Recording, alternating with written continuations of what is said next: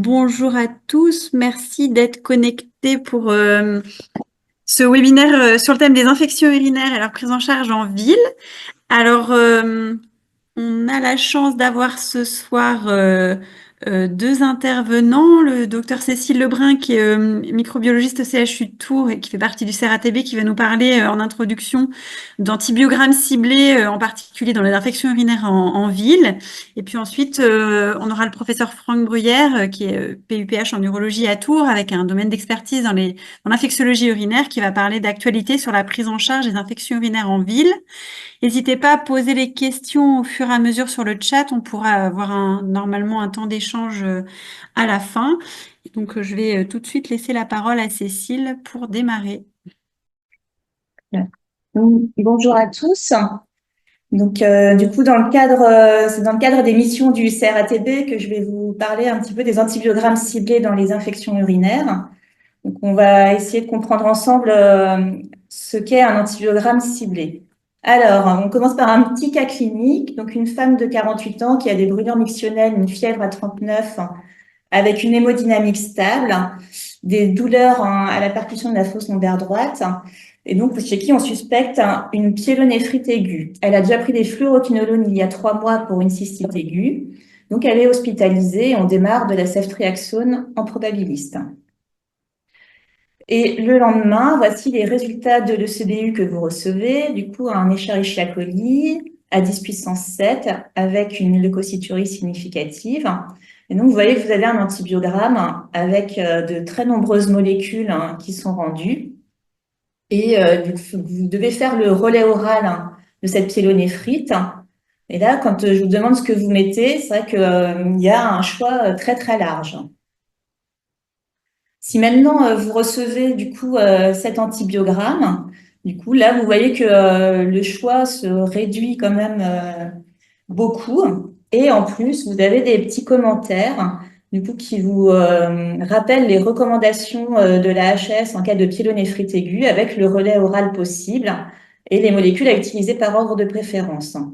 Donc là, je pense que tout de suite, pour tout le monde, les choses semblent beaucoup plus claires. Donc, un antibiogramme ciblé, c'est quoi? En fait, c'est ce qu'on vient de voir là précédemment. C'est essayer de faire mieux avec finalement moins de molécules. Donc, pourquoi ces antibiogrammes ciblés rentrent dans les recommandations de la HAS? Eh ben, comme vous pouvez le voir là sur un des derniers rapports de Santé publique France, en fait, 92% des antibiotiques ont été délivrés en ville en 2020, seulement 8% en milieu hospitalier. Et dans ces 92% délivrés en ville, 70% des prescriptions le sont par des médecins généralistes. Donc, la consommation d'antibiotiques en ville, elle est très importante. En Europe, la France, c'est le 5e pays le plus consommateur. Et même si vous voyez que depuis 2013, on rentre plutôt dans une baisse de la consommation des antibiotiques en ville, on reste quand même, vous voyez, en 2023, à environ 800 prescriptions d'antibiotiques par an pour 1000 habitants. Donc, finalement, presque un habitant, enfin, presque tous les habitants vont avoir une prescription d'antibiotiques dans l'année. Et pourquoi est-ce qu'on prescrit des antibiotiques en ville? Donc, une bonne partie pour des infections ORL, donc 50% de traitements non indiqués ou inappropriés, mais aussi, du coup, des infections de l'appareil urinaire pour 16,4%. Et dans ces infections urinaires, 70 à 95% sont dues à Escherichia coli.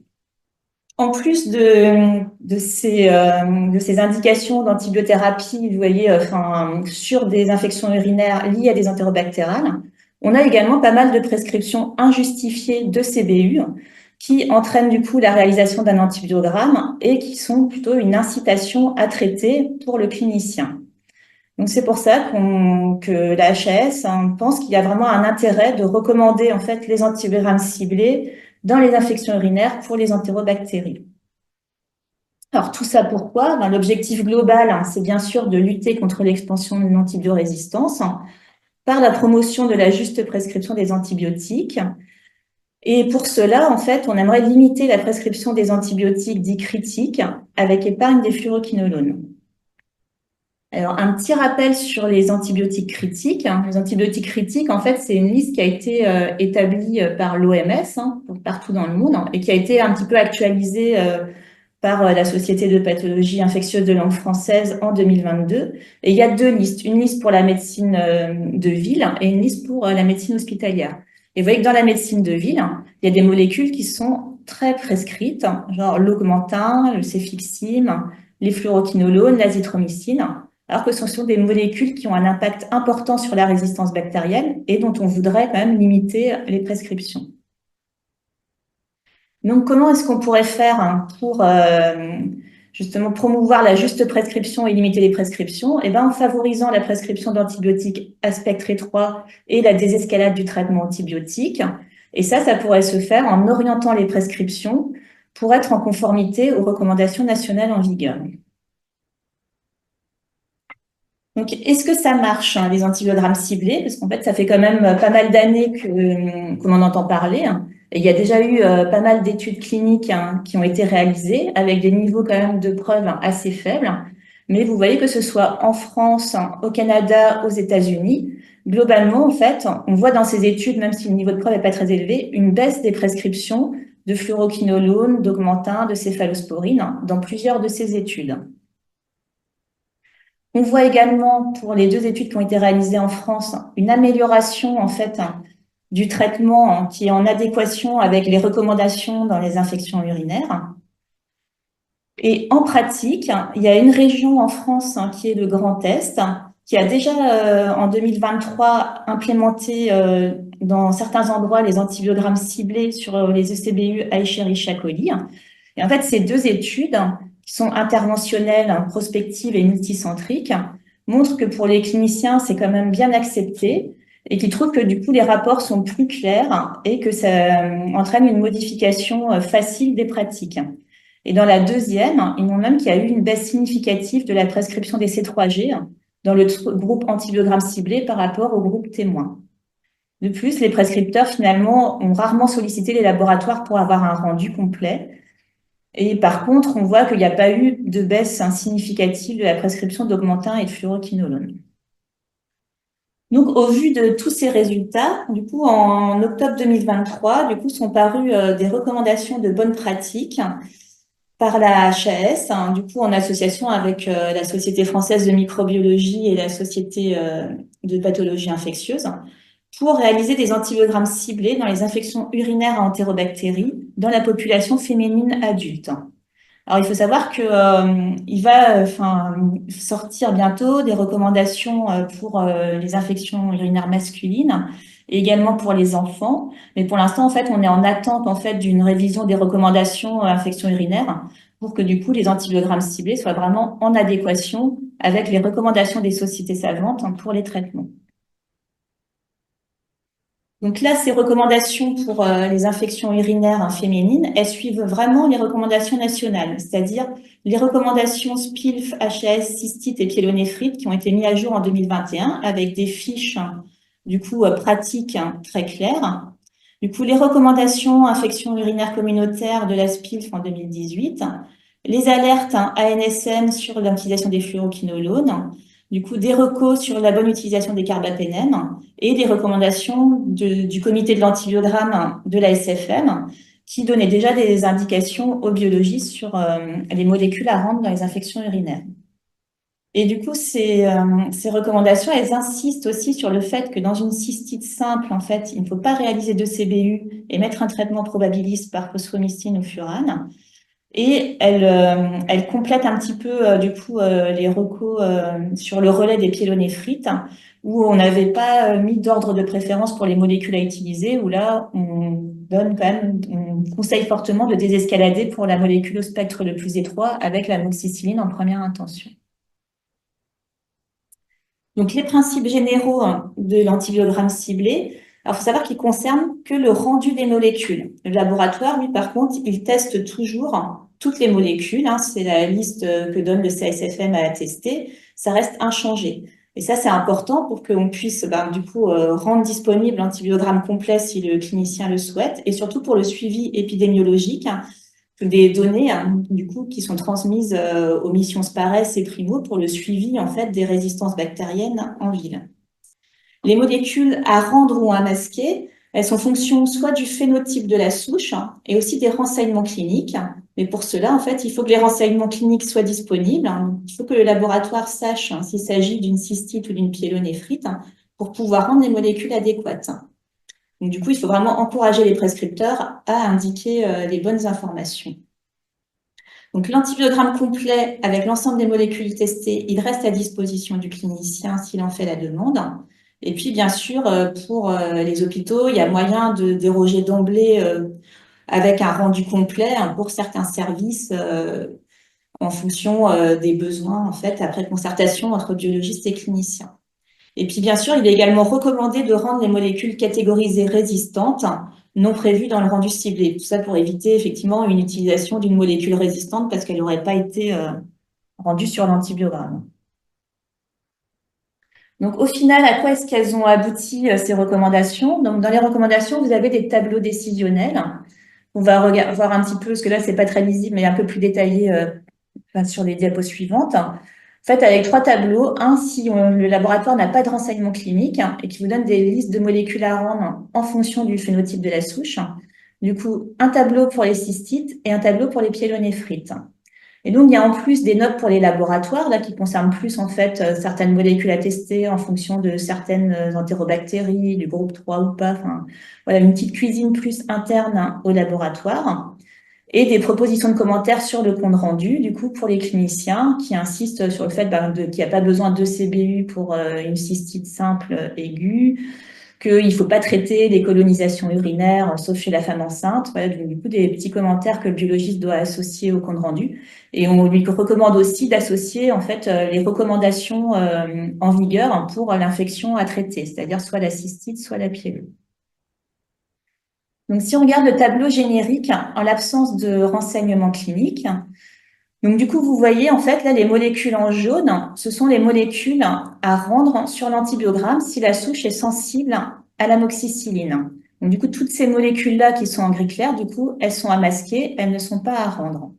Et si par contre, vous voyez la souche est résistante à l'amoxicilline, dans ce cas-là, on va démasquer d'autres molécules, ici l'augmentin, pour quand même donner une possibilité de traiter la bactérie.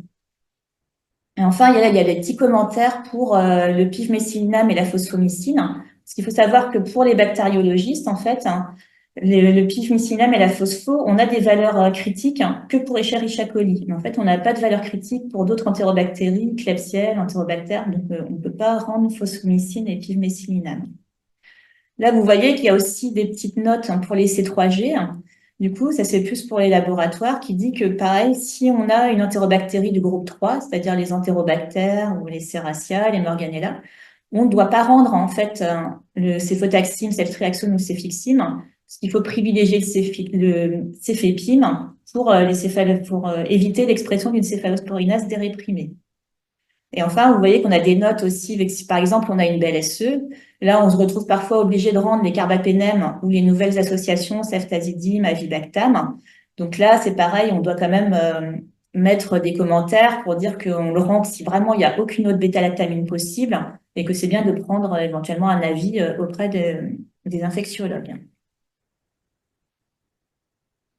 Si par contre le clinicien nous a renseigné que c'est une cystite, du coup, on va rendre au moins une molécule de première intention qui est sensible, en fait, dans le traitement des cystites. Si c'est amox sensible, on rend l'amox. Si c'est le pivméthylinam, la phospho, la nitrofurantoïne ou le trimétoprime, parce que vous savez qu'il vaut mieux privilégier le trimétoprime par rapport au Bactrim si on doit traiter en fait une cystite simple.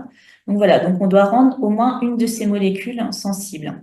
Si après on n'a plus aucune de ces molécules sensibles, là on peut rendre l'augmentin ou le céfixime.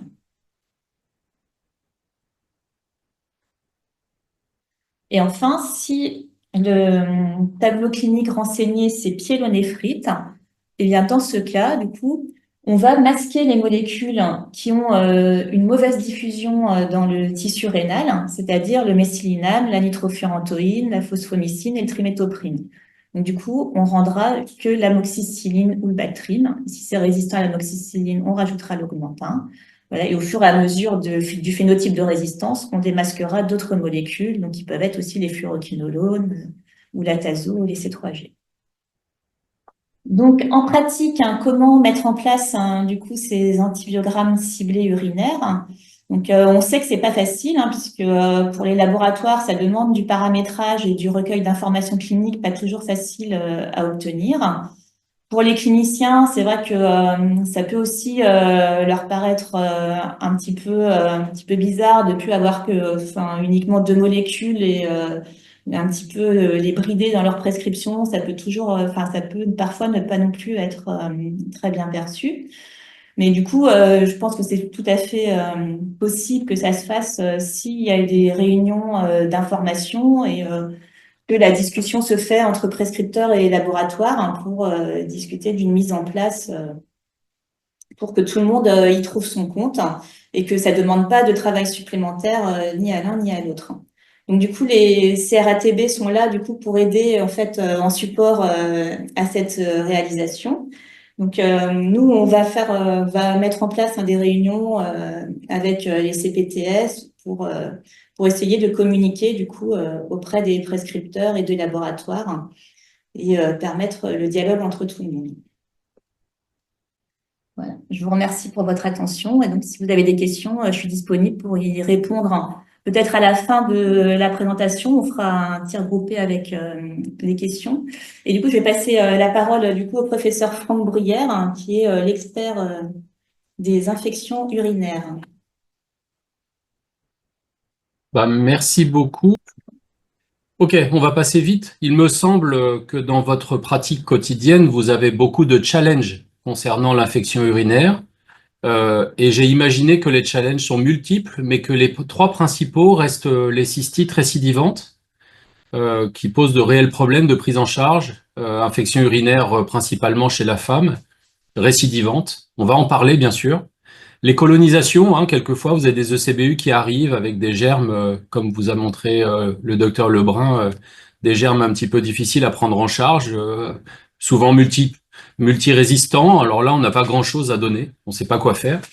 Et puis les infections urinaires masculines, je trouve que nos deux présentations sont très complémentaires puisque je fais partie du groupe de travail pour l'élaboration de ces recommandations. Donc je vais pouvoir vous faire un topo up-to-date, comme on dit. Alors, concernant les colonisations, c'est simple, hein. Les colonisations, Cécile Lebrun vous a dit, on ne traite les colonisations que chez la femme enceinte. C'est facile à dire au quotidien. La vérité, c'est que les colonisations sont jamais à être traitées. Alors, chez la femme enceinte, oui, c'est recommandé de traiter des colonisations chez une femme enceinte. Je vous rappelle qu'une colonisation, c'est la présence d'une bactérie dans l'urine alors qu'il n'y a pas de symptômes en lien avec cette bactérie. Donc, chez une femme enceinte, il faut les traiter, mais vous savez que la littérature concernant ce sujet est très faible. On n'est absolument pas certain que ça rende service aux femmes. Donc, néanmoins, c'est recommandé. Donc, il faut le faire. Continuons sur cette ligne-là. Il y a une deuxième ligne, c'est les patients qui vont être opérés en urologie. Les patients qui sont opérés, qui ont un ECBU, et puis après, on va les opérer dans les 10 jours. Quand il y a un germe, quoi faire? Eh bien, aujourd'hui, sachez que c'est un challenge. On ne sait pas véritablement à qui ça rend service de traiter. Mais il y a un truc que l'on sait, c'est que dans certaines indications, lorsqu'on traite par antibiotique une colonisation, eh bien, on augmente le risque d'infection. Donc, je vous ai bien dit, donner un antibiotique augmente le risque d'infection. Et ça, il faut l'enregistrer dans sa tête pour notre quotidien. Les antibiotiques, parfois, augmentent le risque infectieux. Et ça, dans notre pratique, nous, on le voit. On le voit dans les cystites. Je vais vous en parler après.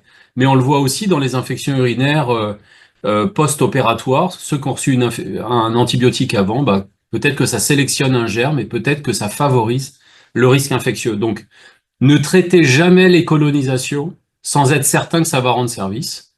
Et ça, c'est le maître mot pour les colonisations. L'autre sujet, c'est les infections urinaires masculines. Eh bien, en fait, les infections urinaires masculines, en fonction de la génération que vous êtes, eh bien, vous avez peut-être ce vieux dogme qui disait qu'une infection urinaire chez un homme, c'était une prostatite jusqu'à preuve du contraire. En fait, on s'est trompé, on nous a menti pendant des années. C'est absolument pas vrai. Et pourtant, on l'a appris largement. Et pendant des années, on a traité à tort des hommes, alors qu'il ne fallait pas les traiter. On nous a dit que les pyélonéphrites chez l'homme n'existaient pas, que les cystites n'existaient pas. Écoutez, ça existe. C'est tout à fait faux et je vais vous faire un rapport des recommandations sur les infections urinaires masculines. Les infections urinaires masculines, il y a 5 groupes élaborant les recommandations, et c'est la SPILF, donc les infectiologues, qui sont les coordonnateurs.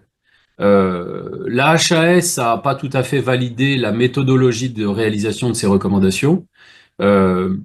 Et hélas, comme la littérature est pauvre, eh bien, on a du mal à avancer. Il y a 5 groupes, et les groupes n'avancent que très peu, donc les recommandations ne sont pas prêtes. On a un certain nombre de recommandations qui avancent, et je vais vous en livrer quelques-unes. La première, c'est que la cystite chez l'homme existe. La preuve en est, c'est qu'on a aujourd'hui 2 études qui montrent qu'un traitement court chez certains hommes suffit par rapport à un traitement long. Donc on a appris 1 mois de fluoroquinolone il y a très longtemps pour le traitement des prostatites. Aujourd'hui, c'est 14 jours. Et dans la cystite, c'est 7 jours. Donc 7 jours d'une quinolone en probabiliste ou 14 jours d'une quinolone en probabiliste suffit chez l'homme. Donc lorsqu'il est fébrile, 14 jours. Et lorsqu'il n'est pas fébrile, on dit cystite, et c'est 7 jours. Donc ça, c'est la réelle nouveauté de ces recommandations. Il y aura d'autres nouveautés concernant la bandelette urinaire qui n'a aucun intérêt.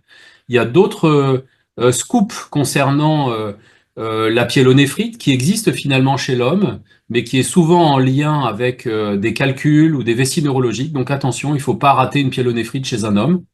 D'ailleurs, les Américains, lorsqu'ils ont une infection urinaire, disent que c'est une pyélonéphrite jusqu'à preuve du contraire, alors que nous, on disait prostatite. Donc vous voyez que c'est pas très clair au niveau de l'épidémio et de la sémiologie, mais retenez ça quand même. La cystite chez l'homme, donc c'est brûlure mictionnelle sans fièvre, 7 jours de quinolone, et en présence d'une fièvre, on cherche un résidu post-mictionnel, c'est très important. Et puis on traite 14 jours par une quinolone en probabiliste, et ensuite on adapte à l'antibiogramme. Et là, l'antibiogramme, Cécile Lebrun vous a parfaitement dit comment il fallait l'utiliser. Donc maintenant, je vais vous parler des cystites récidivantes. J'imagine que vous en voyez, en tout cas, je vous le souhaite, hein, parce que ça fait beaucoup de patientes qui reviennent très souvent, et la définition, c'est plus de 4 dans l'année. La vérité, c'est que moi, j'en vois certaines qui en font 40 dans l'année. Donc 4, c'est pas tout à fait le problème. Celles qui posent problème sont celles qui en font plus d'1 par mois. Et aujourd'hui, on a de multiples situations différentes.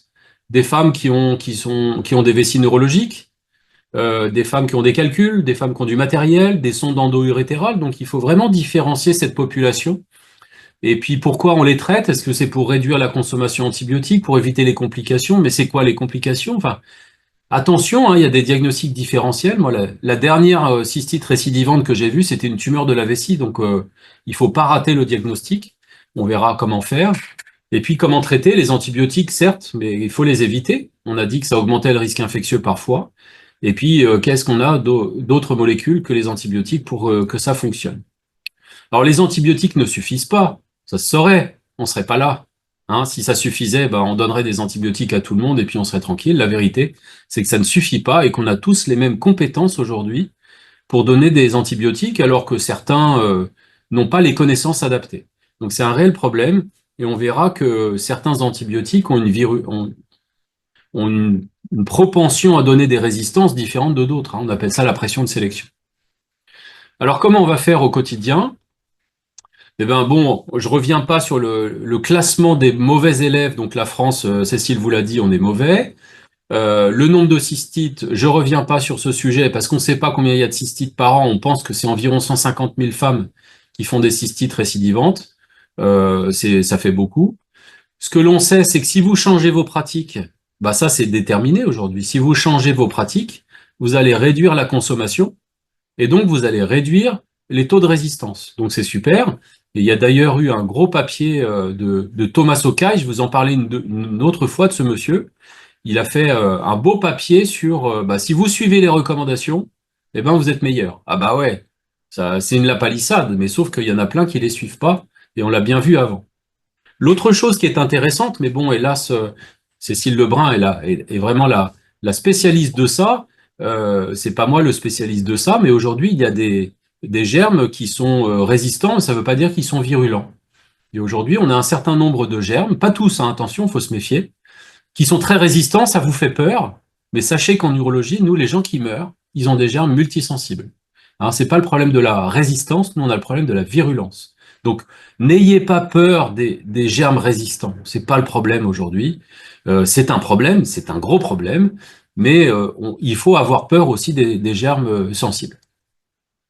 Alors, on a la possibilité, c'est peut-être pour ça qu'on fait des infections récidivantes quand on est une femme, c'est qu'il y a les germes qui se mettent dans la vessie, ils se cachent dans la paroi vésicale, et en se cachant, eh bien, les germes, les antibiotiques que vous donnez sont inefficaces. Et donc, cette internalisation des bactéries explique peut-être le fait qu'on a des produits aujourd'hui à mettre dans la vessie qui vont être plus efficaces que les antibiotiques. Alors, les recommandations dont vous a parlé Cécile, je vais être un petit peu pessimiste, hein, j'en suis désolé, mais les recommandations de la SPILF datent de 2014, elles ont 10 ans. La mise à jour est une fausse mise à jour, puisqu'elle a été faite par une personne dans son bureau tout seul. Et ça veut dire que les recommandations datent de 2014, donc il est temps de les remettre à jour. Et c'est un travail qu'on va faire, j'espère, en commun avec la SPILF, parce que les recommandations qu'on avait faites en 2014, c'était des recommandations communes entre la SPILF, la Société des hygiénistes, des microbios et l'AFU, hein, les urologues. Bon, elles ont été étiquetées SPILF, mais bon, elles datent un peu. Il faudrait les remettre à jour. Donc, sur la cystite récidivante, il n'y a pas grand-chose dedans.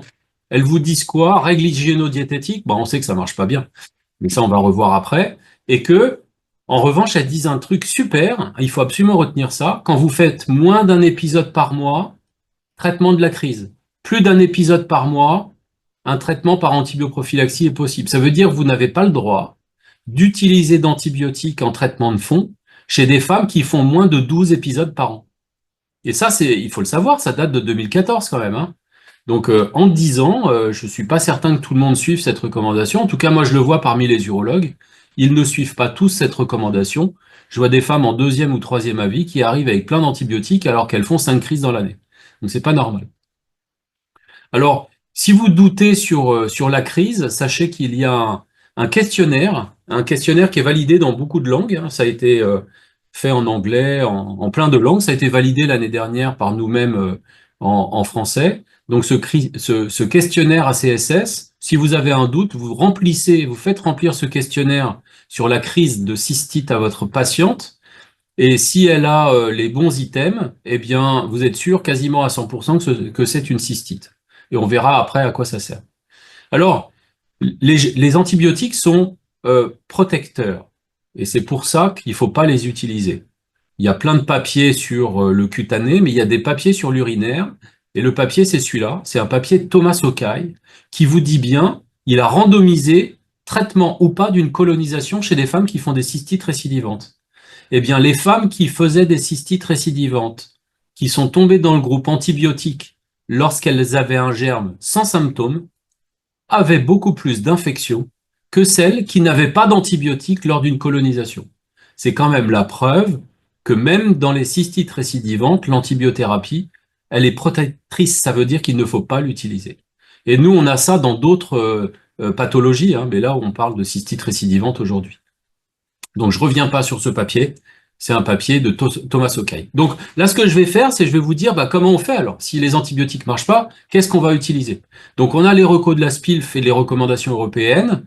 Et puis, à droite, je vous mettrai les articles récents. Voilà. Alors, on va commencer par les lactobacilles. Alors, est-ce que ça marche, les lactobacilles?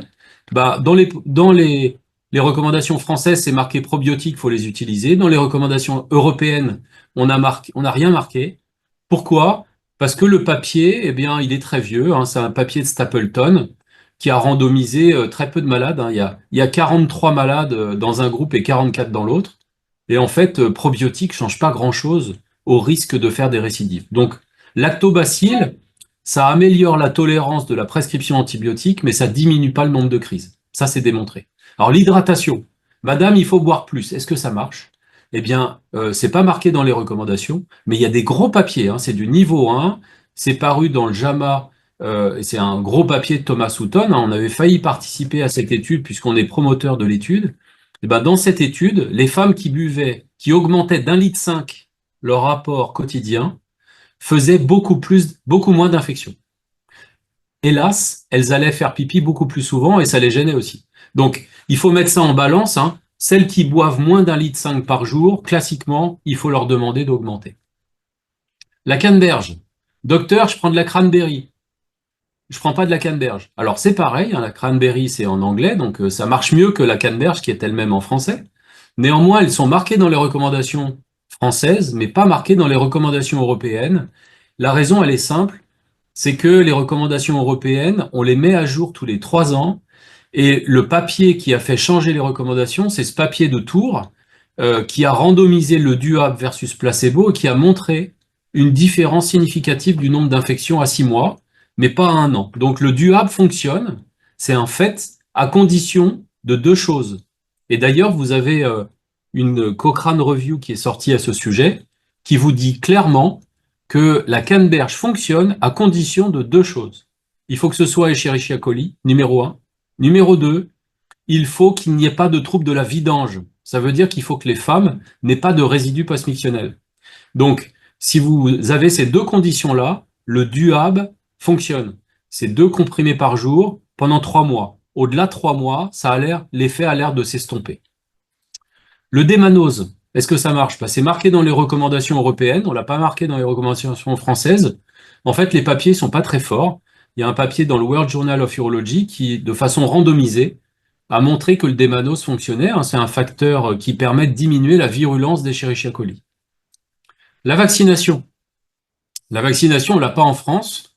Cette vaccination, c'est pas une vaccination. En fait, c'est une promotion de l'augmentation de l'immunité. Et en fait, c'est marqué dans les recommandations européennes parce que sur 26 pays, il y en a 22 qui l'ont en Europe et pas la France. Donc, vous voyez qu'on est encore le tiers-monde du traitement anti-infectieux. Hélas, parce que l'Urovaxum, ça fonctionne, hein. Ça fonctionne sur 3 mois. Moi, j'arrive à en trouver par des pharmacies genevoises ou au Luxembourg, dans d'autres pays. Et il se trouve que ça marche. Alors, ça marche pas toujours. Il faut, il faut imaginer que si ça marche chez 30% des femmes qui font des infections récidivantes, c'est déjà pas mal. Et donc, il y a des essais en cours. Il y a une essai de phase 1 qui a été terminée il y a quelques mois, oui, maintenant, presque 1 an et demi en France. Il y a d'autres essais qui débutent chez le patient neurologique, là, en France.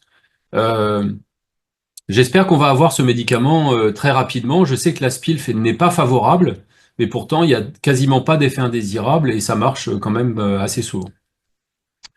L'acide hyaluronique et chondroïtine sulfate est notamment des instillations d'un produit dans la vessie. Et tout à l'heure, je vous ai dit que les bactéries pouvaient être internalisées. Internalisées, ça veut dire que ça va dans la paroi, ça veut dire que la paroi est abîmée. Et aujourd'hui, on a des traitements dans la vessie qui vont tapisser les parois de la vessie à base d'acide hyaluronique et de chondroïtine sulfate. Et c'est des instillations qu'on fait en consultation. Et étonnamment, ça marche dans certains cas. Donc, c'est pas noté dans les recommandations européennes et de la HAS, SPILF, AFU, SFH, SFH, SFM. Néanmoins, il y a des papiers qui sont de plus en plus récents, donc on va l'intégrer dans les prochaines recommandations européennes, j'en suis persuadé. C'est des instillations qu'on fait 1 fois par semaine pendant 15 jours, et ensuite on fait des instillations régulières en entretien, et ça marche dans un certain nombre de cas. On l'essaye dans les vessies radiques, on l'essaye dans les vessies interstitielles et dans les cystites récidivantes. Voilà. On appelle ça le hyaluril, ou il y a d'autres produits à base de ces produits acide hyaluronique et chondroïtine sulfate. L'œstrogénothérapie, donc chez les femmes ménopausées, le papier, vous avez vu, c'est 99, hein, c'est quand même un peu vieux, et on n'a rien d'autre. Et pourtant, c'est marqué dans les recommandations françaises et c'est marqué dans les recommandations européennes, et pourtant, il n'y a pas de papier beaucoup plus récent qui randomisait l'estriol en intravaginal à un placebo et qui a vu de façon claire une diminution du nombre d'épisodes récidivants d'infection. Alors, ça marche chez les femmes ménopausées. Là, c'est en tout cas l'étude de race, c'était chez les femmes ménopausées. Moi, j'ai un certain nombre de collègues qui me rapportent leur expérience chez des femmes non ménopausées. Et je suis étonné de voir un certain nombre de praticiens qui sont favorables à leur utilisation. Je vois pas trop, il n'y a pas de papier, il faudrait faire des études de cas, des séries pour confirmer cela, mais aujourd'hui, c'est pas recommandé.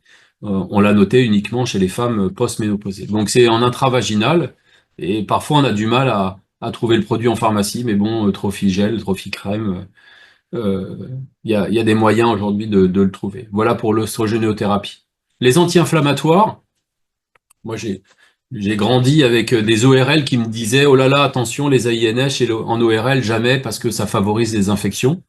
Et puis en urologie, on n'a jamais vu d'infection dans les suites de prise d'AINS. En fait, je me suis trompé, clairement. Il y a des papiers maintenant qui sortent chez des femmes qui avaient, il y a eu des papiers randomisant ibuprofène et pivmécillinam, qui est le Selexid dans les infections urinaires non compliquées, pas forcément récidivantes. Pardon. Le produit est efficace sur la crise, mais dans le groupe ibuprofène, il y avait plus de survenue de pyélonéphrite après. Donc moi, je dirais, restons prudents. Il ne faut pas privilégier les AINS versus antibiotiques dans le traitement de la crise. Et en traitement de fond, pour réduire le nombre d'infections, c'est pas préconisé. D'accord? Donc pas d'AINS a priori, sauf si vous voulez réduire la crise une fois, mais pas plus que ça. Le microbiote a toutes ses sauces, comme certains disent. Microbiote vaginal, microbiote digestif, le microbiote urinaire aujourd'hui est une mode de diagnostic. On va aller faire des tests chez des gens pour aller leur trouver leur microbiote. On sait qu'aujourd'hui l'urine n'est pas stérile. On apprenait ça avant, hein, l'urine est stérile. Et en fait, quand on fait des analyses, aujourd'hui, on a des microbiotes de qualité, hein, comme vous avez Cécile Lebrun ici, mais ils savent diagnostiquer maintenant un germe par millilitre, hein, un tout petit germe. Avant, il en fallait des millions pour les trouver. Bah, maintenant, il en faut quelques-uns et ils les trouvent grâce à de nouveaux tests. Et donc, il y a plein d'études sur le microbiote dans la sclérose en plaques, dans la maladie de Parkinson, dans le cancer de la prostate, mais aussi dans les infections urinaires récidivantes. Ceux qui vous disent qu'ils ont clairement la réponse en vous disant que c'est à cause du microbiote se trompent. Il y a aujourd'hui aucune preuve formelle qu'il y a un impact de modifier le microbiote pour diminuer le nombre d'infections urinaires. Sinon, on le saurait clairement. Il y a quelques papiers qui montrent une diversité modifiée chez des patientes qui ont des infections urinaires récidivantes, une diversité en abondance, une diversité aussi structurelle. Il n'y a pas les mêmes germes et pas en même quantité chez les femmes qui font des infections urinaires récidivantes. Mais hélas, en leur donnant des lactobacilles, ça change pas grand-chose. Donc, on n'a pas la réponse encore. On continue à étudier cela. Moi-même, j'y suis intéressé. Et d'ailleurs, il y a une académie du microbiote, qui fait son congrès annuel, je crois que c'est janvier ou février. Si vous voulez y participer, il y a plein d'analyses à la fois sur la fertilité, sur les infections gynéco, sur les menaces d'accouchement prématuré, sur le cancer. Donc, il y a plein de présentations très intéressantes lors de cette journée. Et donc, on s'y intéresse, mais pour l'instant, franchement, c'est pas mature. Il y a quelques pistes avec plus de lactobacilles chez les femmes qui font moins d'infections urinaires. Donc, peut-être qu'en leur donnant plus de lactobacilles, ça va aller mieux. Mais est-ce que c'est dû à l'antibiothérapie qu'on leur donne, ou est-ce que c'est dû à leur environnement, ou est-ce que c'est dû à l'alimentation? Finalement, on ne sait pas, l'œuf ou la poule, est-ce que le microbiote est changé à cause des causes des infections urinaires récidivantes, ou est-ce que c'est changé à cause des antibiotiques, ou est-ce que c'est leur base qui fait qu'elles font plus d'infections urinaires récidivantes? On ne sait pas. Franchement, on ne sait pas, mais il faut continuer à travailler sur le sujet, c'est très intéressant. Donc l'impact sur le traitement, on ne le sait pas, c'est ce que je vous disais. Donc l'Académie du microbiote, vous trouverez ça, c'est l'AMUR, Académie du microbiote urogénital. Vous avez un site qui vous propose l'ensemble des formations. Vous trouverez des trucs online et vous trouverez aussi la date du prochain congrès qui a lieu à Paris en début d'année prochaine. Alors, est-ce qu'il y a d'autres choses? Ce qu'il faut, c'est rester ouvert. Franchement, en médecine, on n'a quand même pas appris à rester très ouvert. On est quand même très fermé en disant, ouais, les acupuncteurs, ouais, la microkiné, ouais, la micronutrition, tout ça, c'est nul, c'est nous les meilleurs. C'est faux, hein. Si on y arrivait, on n'aurait pas besoin des autres. Donc, moi, je reste ouvert à tout ça.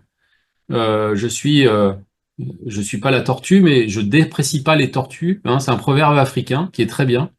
Ne déprécie pas la tortue à cause de son humilité, il se peut qu'elle te guide demain. Moi, je suis très ouvert à micronutrition, microkinésithérapie, acupuncture, les herbes, tout, phagothérapie. On est en train de travailler. Vous savez qu'il y a certains virus qui sont capables de tuer certaines bactéries. On appelle ça les phages. C'est un peu immature pour l'instant. Il y a plein de papiers, il y a plein de choses intéressantes sur ce sujet-là, et ça sera peut-être l'avenir de nos traitements contre les cystites récidivantes. Qu'est-ce qu'on a d'actuel? Les herbes chinoises, pour l'instant, ça marche pas bien. L'acupuncture, il y a quelques papiers, ça marche pas. Microkinésithérapie, il y a zéro papier. Moi, j'ai envoyé des patientes se faire déstresser un peu microkiné. Ça, c'est étonnant, hein. Il y a certaines femmes chez qui ça a marché. Micronutrition, pour l'instant, je suis un peu déçu, mais il faut continuer à travailler. Il y a peut-être en modifiant l'environnement microbiotique ou l'environnement de nutrition, il y a peut-être un truc à faire. Le stress, hein, le stress, ça joue. Et puis, il y a un autre truc qui nous sert, nous, au quotidien, c'est la chirurgie. On a, tout d'abord, il faut trouver la cause de ces infections récidivantes. Moi, je suis étonné de voir certaines femmes qui arrivent en 2e ou 3e avis avec des tumeurs de la vessie, avec des calculs rénaux, avec des résidus post-mictionnels, des vessies neurologiques, des scléroses en plaques. Donc, attention, il faut pas passer à côté de la cause quand même. On trouve pas toujours de cause, mais il faut la chercher. Ça veut dire échographie systématique avec mesure du résidu post-mictionnel. Les femmes viennent nous voir en disant « Ouais, regardez, j'ai mon écho, elle est normale. » Vous regardez l'écho, et il n'y a pas eu de mesure du résidu, alors qu'il y a presque que ça qui nous intéresse. Donc attention, il faut faire une bonne échographie. Parfois, il faut faire un scanner. Il faut pas hésiter, antécédent lithiasique, hématurie microscopique. Il y a peut-être un polype dans le rein, il y a peut-être un calcul qui n'a pas été vu en écho. Donc un scanner, de temps en temps, c'est pourquoi pas, hein, c'est pas systématique, mais pourquoi pas. Et nous, on va faire un examen avec une caméra parfois dans la vessie pour regarder l'aspect de la vessie. C'est rare qu'on trouve quelque chose. Mais ça nous oriente pour savoir quel traitement on peut leur faire, potentiellement. Donc, je vous ai parlé des instillations d'un produit dans la vessie. Donc ça, c'est intéressant. Mais il y a d'autres traitements à faire. Et on arrive, la semaine dernière, on était en congrès français d'urologie, on a fait tout un forum sur le traitement chirurgical des cystites récidivantes. Il y a plein d'expériences intéressantes, électrocoagulation du trigone, des sections de brides hyménéales, des coagulations des glandes de Skene, des méatoskénectomies. Enfin, nous, on a un arsenal qui est un peu riche, qui marche pas toujours, mais si on fait le bon traitement à la bonne personne, on arrive quand même à améliorer un certain nombre de situations. La situation la plus difficile étant la cystite postcoïtale, quand même. La cystite postcoïtale, il n'y a pas beaucoup de choses qui marchent systématiquement, mais il y a des pistes, et notamment d'un point de vue chirurgical, on peut leur rendre service. Donc, faut pas hésiter à envoyer un urologue qui connaît la situation. Ça, mais bon, ça saoule pas mal les urologues parce que c'est vrai que ça prend du temps. C'est pas du cancer, c'est pas très rentable, et on voit assez peu de labos sur ce sujet-là. C'est assez dommage, mais je sais, des essais en cours de dispositifs vaginaux ou urétro dans les cystites postcoïtales qui devraient arriver avec des niveaux de preuve pour l'instant un peu faibles, mais peut-être que ça va avancer. Donc mon ordonnance dans les cystites récidivantes, elle est assez simple, elle est systématiquement non antibiotique parce que il faut éviter l'antibiothérapie. Donc dans un premier temps, je vais chercher les causes, donc traiter une constipation, ça vous savez bien faire. Éviter l'utilisation des spermicides, vous savez, ça augmente le risque de crise. Le résidu post-mictionnel, je vais aller le chercher systématiquement, il est jamais cherché, hein, c'est une catastrophe. Hein. L'atrophie ménopausique, faut la traiter. Alors oui, le cancer du sein, oui, il y a des contre-indications, faire attention. Je vais aller chercher un calcul rénal, même petit, hein, c'est un nid à microbes. Hein. Vous enlevez un calcul, vous le donnez à Cécile Lebrun, le lendemain, elle vous rend une culture positive, hein, c'est sûr. Hein. Le tabac, attention au tabagisme, ça donne des tumeurs de la vessie, des tumeurs de la voie excrétrice. Donc, ça aussi, hein, sont des anémones de mer. Hein, c'est pas des petits poissons que vous voyez dedans, hein, c'est des pleins de germes. Il y a eu plein de papiers de culture de ces tumeurs de vessie, c'est systématiquement positif. Donc, il faut pas hésiter en cas de risque de tumeur de vessie, à faire un examen, scanner, cystoscopie. Recherche de malformation, régulièrement, hein, on voit des reins détruits sur des cystites récidivantes, c'est dommage, hein, c'est le rein qui est responsable de ça. Hein.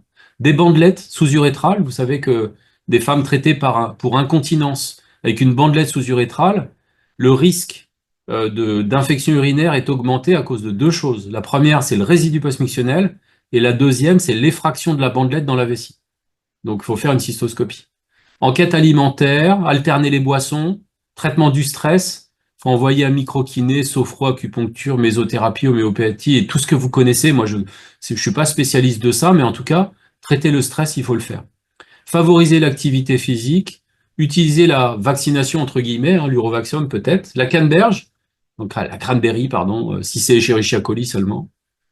Le démanose, ouais. Il y a certains qui prennent des tisanes à base de busserolles et de bruyère, hein, ça n'a rien à voir avec moi, mais bon, c'est comme ça. La micronutrition, euh, moi je trouve que pour l'instant, les résultats sont moyens, mais pourquoi pas. La chirurgie, hein, je vous ai parlé de la chirurgie. Et puis enfin, je voudrais vous parler de ce rapport de la HAS, hein, qui a favorisé la délivrance par le pharmacien de Monuril. Alors attention, il y a plein de médecins qui s'en sont plaints, et notamment des spécialistes. Moi, je suis absolument favorable à ça. Et d'ailleurs, j'avais travaillé à la sortie de ce décret. Aujourd'hui, vous avez une recommandation claire et nette et la possibilité pour un pharmacien de délivrer de la phosphomycine en cas de cystite. C'est pas la cystite récidivante, hein, ça va pas vous manger votre pain, hein, mais ça permet de diminuer le temps d'attente pour aller voir son médecin, à condition que la femme soit âgée de 16 à 65 ans, c'est-à-dire une femme, un enfant, c'est pas possible, plus de 65, c'est pas possible, à condition que les signes soient classiques, c'est-à-dire brûlure mictionnelle sans fièvre, à condition que le contrat ait été signé dans le cadre d'une CPTS, qui est une BU, bon ça on peut discuter si vous voulez, moi je trouve que ça n'a aucun intérêt, mais surtout que le pharmacien ait la possibilité de contacter pour avis un médecin de la CPTS, de faire un compte-rendu, et il donne de la phosphomycine une fois. Quel est quel est le risque de se tromper une fois? Si une femme a une tumeur de vessie, qu'elle va voir son pharmacien, et que le pharmacien se trompe et donne de la phosphomycine, la dame, dans une semaine, elle va refaire une crise, donc elle va aller voir son médecin. Le pharmacien n'a plus le droit de donner de la phosphomycine. Donc ça permet de donner un antibiotique à faible pression de sélection, et puis de rendre service à la patiente très rapidement. Et puis dernière chose, j'avais promis de vous faire un cadeau à la fin, et ben, je vous fais un cadeau qui est tout neuf. Il vient juste de sortir des boîtes. Vous avez sur votre iPhone ou votre smartphone la possibilité de charger gratuitement les recommandations de l'Association française d'urologie, donc l'AFU, les Reco-AFU. On vient de les sortir, c'est tout neuf. Vous avez à l'intérieur les recommandations sur la cancéro et les neuro-uro, mais on vous a mis la possibilité de voir les recommandations sur l'infectiologie. Et dedans, vous avez tout ce qu'il faut pour traiter les infections urinaires. C'est les recommandations nationales, hein, c'est pas celles de l'AFU, c'est celles AFUS, PILF, SF2H, SPHAR, etc. Parce que si on travaille pas en équipe, on travaille pas bien. Donc vous avez dedans les recommandations nationales sur l'infectiologie, cystite récidivante, pyélonéphrite, et il y a aussi une partie sur l'antibioprophylaxie, les infections urinaires associées aux soins, la préparation du malade opéré, etc., etc. Donc c'est gratuit, c'est pour vous, c'est cadeau. Donc en conclusion, je dirais attention, donc il faut faire une analyse absolument des symptômes. Les antibiotiques à tort, ça augmente le risque. Donc il y a un moyen pour réduire la consommation antibiotique, c'est de réduire la consommation de CBU. Ne faites plus de CBU chez les gens qui n'ont pas de symptômes, ça n'a aucun intérêt. Tout faire pour le malade, il faut hiérarchiser par des niveaux de preuve. Utiliser les antibiotiques dans la cystite récidivante le moins souvent possible et le plus court possible, c'est-à-dire quasiment jamais, sauf si les femmes font plus de 12 par an, épisodes, et que vous avez utilisé tous les moyens non antibiotiques que je vous ai donnés. Ben là, bon courage. Je vous dis franchement, sur les 50 dernières qui viennent me voir avec plus que 12 épisodes, j'ai dû utiliser 2 ou 3 fois seulement des antibiotiques en traitement de fond. Donc ça arrive quasiment jamais. Et puis enfin, respecter les recommandations. Voilà, je vous remercie beaucoup et n'hésitez pas à intervenir sur le chat pour peut-être qu'on pourra répondre. Pas sûr. Merci.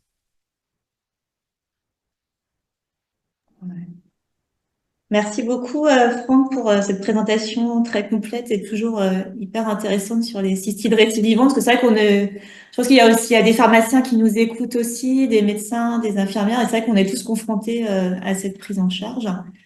On a une première question sur le chat que je peux poser en attendant les autres, qui est quid de l'acidification des urines par la prise de vitamine C? Cécile, c'est pour Cécile ou c'est pour moi? Non, c'est pour toi. Ah, d'accord. D'accord.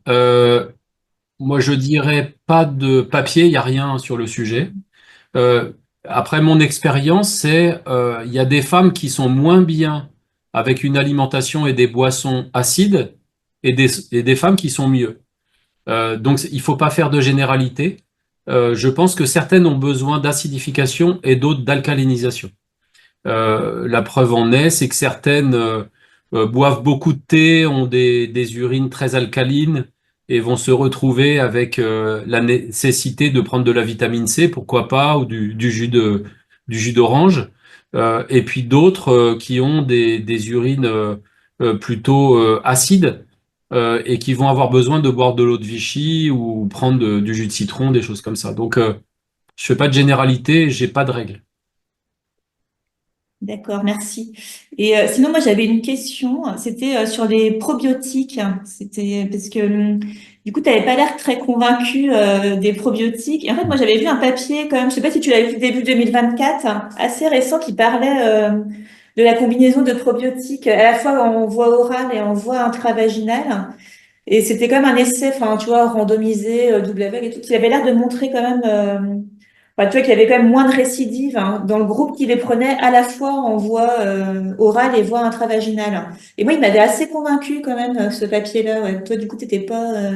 Ouais, ouais, je trouve que ça manque un peu. Quand tu regardes le papier, la population, c'est pas du tout celle qu'on rencontre nous. C'est très bizarre. T'as pas d'évaluation du résidu, tu sais pas ce qu'elles avaient avant parce que l'homogénéité, comme on a dit tout à l'heure, Mhm. c'est une population très hétérogène. Donc, si jamais tu mets dans une étude une population qui n'est pas bien évaluée, tu vas avoir une hétérogénéité dans les deux groupes qui est majeure. Et donc, ça favorise des biais.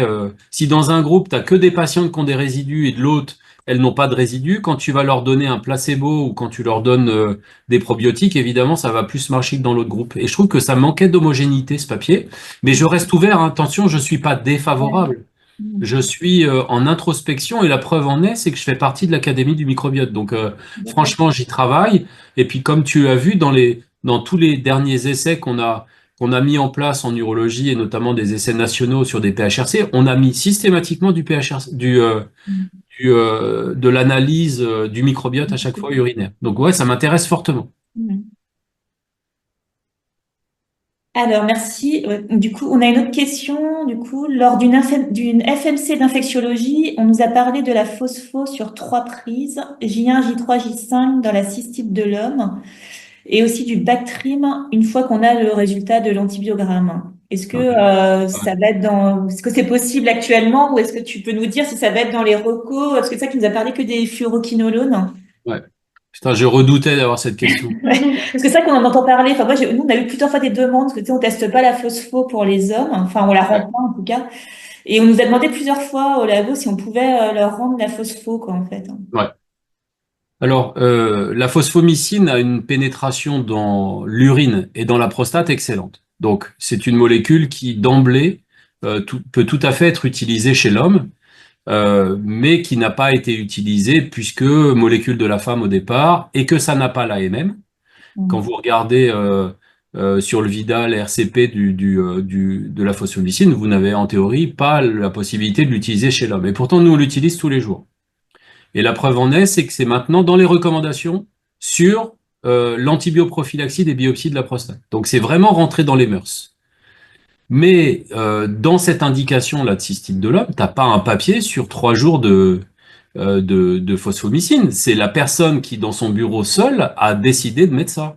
Donc aujourd'hui, moi je pense que c'est une bonne attitude. Mhm. Il a eu raison, probablement, mais c'est un avis d'expert qui aurait mérité d'avoir l'approbation de l'ensemble du groupe. Mais d'un point de vue PKPD, c'est bien, d'un point de vue pénétration, c'est bien, d'un point de vue résistance, c'est à toi de dire, mais a priori, c'est bien. Et c'est vrai qu'on n'a pas trop d'apparition de résistance, hein, parce que maintenant, ça fait quand même, enfin, maintenant, quand même une bonne dizaine d'années qu'on a promu quand même la phospho dans le traitement, et on n'a toujours pas plus de résistance, quoi. Ouais, ouais, Après, ouais. nous, on est un petit peu embêtés sur nos breakpoints, parce qu'on les a que pour Escherichia coli, on les a pas pour les autres. Enfin, Ouais. On peut on est toujours peut-être embêtés quand demander à, Mais on peut après, peut-être demander à notre infectiologue présente, à Claudia, peut-être elle a un avis sur ce sujet. Hum. Non, non, mais je suis plutôt d'accord. Enfin, je l'ai déjà prescrit personnellement, mais c'est vrai que c'est difficile de l'appuyer complètement en dehors des potentiels recours à venir. Alors moi, je suis pas pour le coup dans le groupe de discussion, mais il me semble que c'est un sujet qui a fait un peu débat aussi, de savoir comment ça apparaissait dans les futures recommandations. C'est peut-être même pas encore tranché, je sais pas.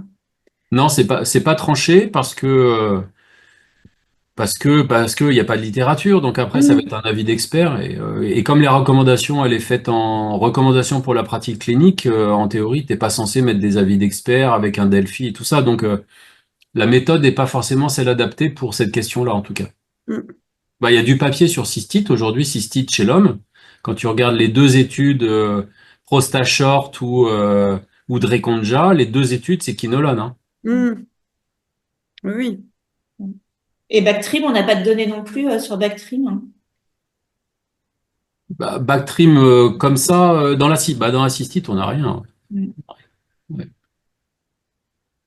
Après il y a peut-être des trucs hyper récents, mais je te dis on a fait l'analyse de la littérature avec le groupe.